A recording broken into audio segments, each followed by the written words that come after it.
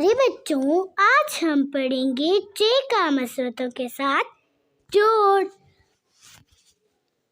चे को जब अलिफ के साथ मिलाएंगे तो क्या बनेगा?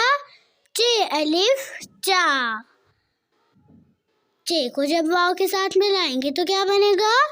चे वाव चो। चे को जब छोटी ए के साथ मिलाएंगे तो क्या बनेगा? चे छोटी ए ची। चे को जब बड़ी ए के साथ मिलाएंगे तो क्या बनेगा? चे बड़ी ए चे। आए दोबारा पढ़ें। चे अलिफ चा, चे अलिफ चा।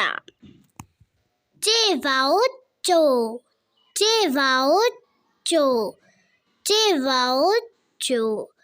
चे छोटी ए ची, चे छोटी ए ची, चे छोटी ए ची।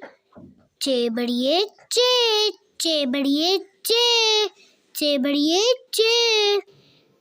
चा चो ची चे। मुझे सपोर्ट करने के लिए ज़्यादा से ज़्यादा लाइक, शेयर और सब्सक्राइब करें। Thank you.